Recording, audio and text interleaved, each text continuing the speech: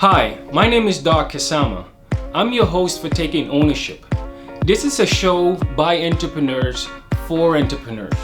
If you want to own a business, this is the show to watch. Please subscribe so that you can get the latest episodes.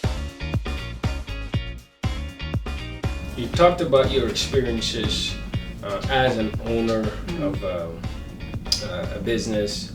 And so what would you say was the most rewarding part of owning a business? And did you know that before going into it? No.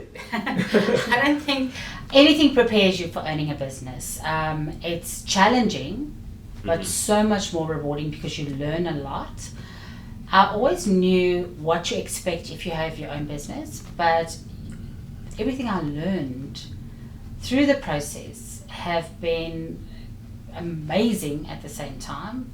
Challenging, I mean, sweat and tears, that saying is real because you've got headaches some months, managing people, managing a business, managing your pockets, growing in the process as well. I'm an entrepreneur. I love ideas. I always see the bigger picture. I know where I want to go. And grabbing that opportunity, I wish I could have done it earlier in my life.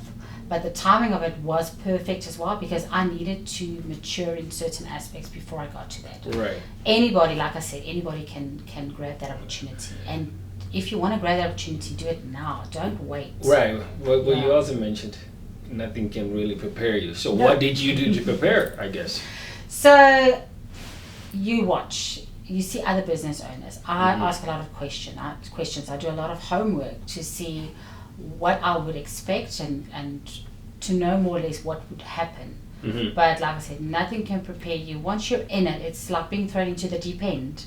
I'm the type of person, if you throw me in the deep end, I swim. So I swam and you get through it. And it's like I said, it's awesome and then it's bad and then it's awesome again. Right. And it's very rewarding. Right, and for the people that can swim, there's swimming lessons here at the YMCA. We will help you with that.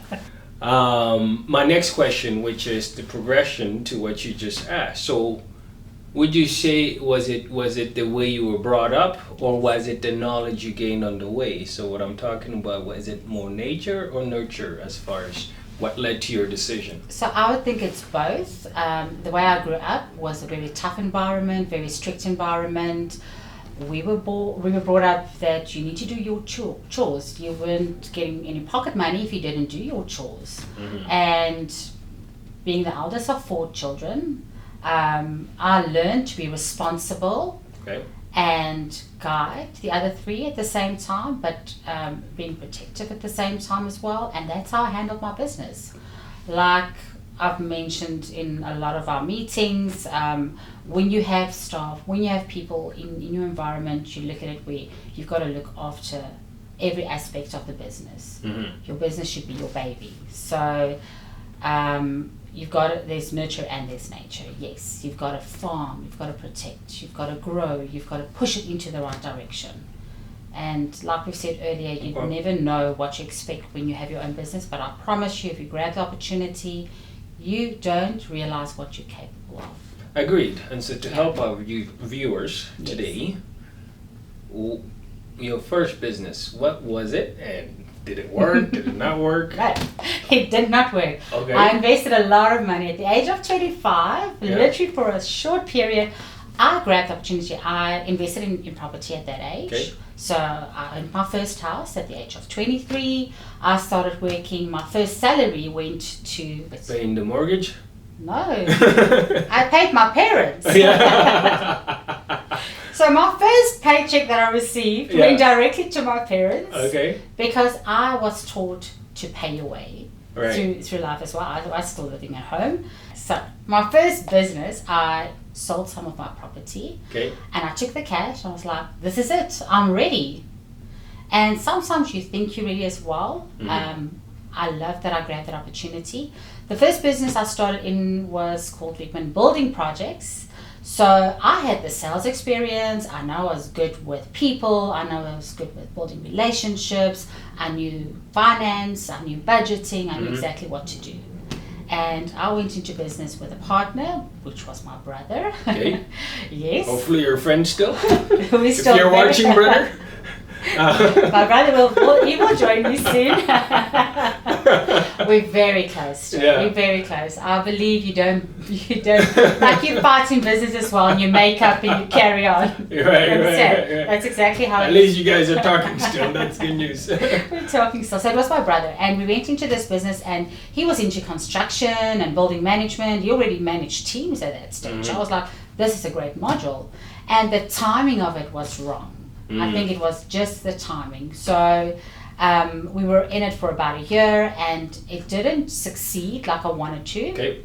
And then I went back into corporate, and I was like, okay. So this is an important thing. Yes. You said the timing was off. The And timing so was for our viewers, a lot of them who think that people succeed, within their first business, that wasn't the case with you. No.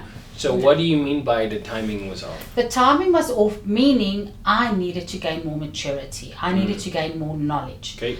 By that age, I was already in a corporate environment, so I knew how to present to directors. I knew how to do finances for a budgeting for your business. So I knew a lot of things, but because I'm an entrepreneur, I wanted to jump into it, and I didn't prepare. Okay. You need to do your homework. You need to prepare. If I prepared enough, I would have been successful. I know that. But the timing for my preparation was not the right timing. Okay. So obviously you learned something. I learned a lot. Right. I wanted to do it again. Right. Yeah. So would you do it again? I knew I was going to do it again. Yeah. I knew I was going to do it again, and I did it again. Right. And the second time around, I was very successful. I achieved more than I ever expected. I made more money than I ever expected. At the same time, I had so many people approach me, asking me, how can we be where you are? What can I do to become what you are at the moment? Interesting. And that inspired me to push harder and go bigger and just expand beyond my own expectations, because like I say, success is measured differently for every person. Success to me wasn't only the money. The money plays a huge part. You want to make a lot of money. Yeah. But we've had a conversation before where I said I want to be wealthy enough to provide to others as well. I want to be able to help other people. That to me is success. And that's rewarding. That's awesome. Thanks for sharing. Thank you. And so how long did it take you to recover between the first business and until you started that second one? A couple of years. It took a couple of years. Yes. Several years. Because I needed to learn certain things in business. Okay. And I climbed the corporate ladder. I went from senior management to higher management. Right. And then I opened my own. So this is the $1 million question for our viewers.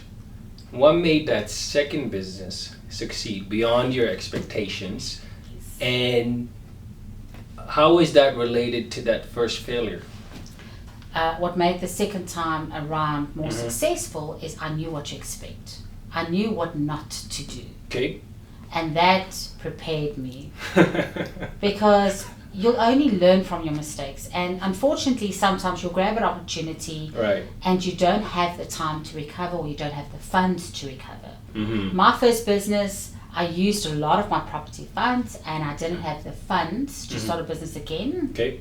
And that's what gave me enough time to go back into corporate, build a pipeline, gain experience, have the funds, and the second time around, I grabbed the opportunity and yes. So knowing what to avoid Yes.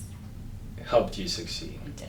So is this something, so that journey as far as what you learned, what to avoid, is that a process, or is there a place or a school or somewhere where you could have learned that?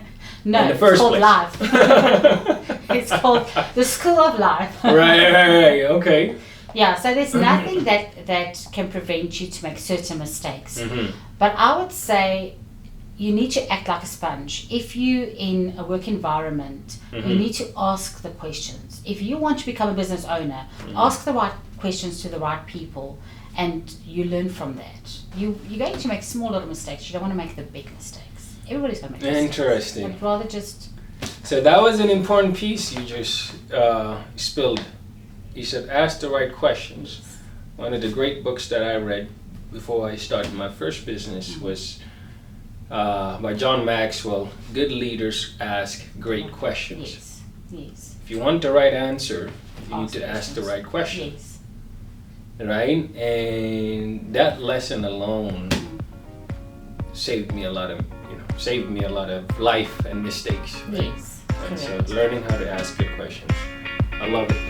Thank you everyone for watching this episode of Taking Ownership. If you want to hear more videos about entrepreneurs from all walks of life, please subscribe and stay tuned for our next episode.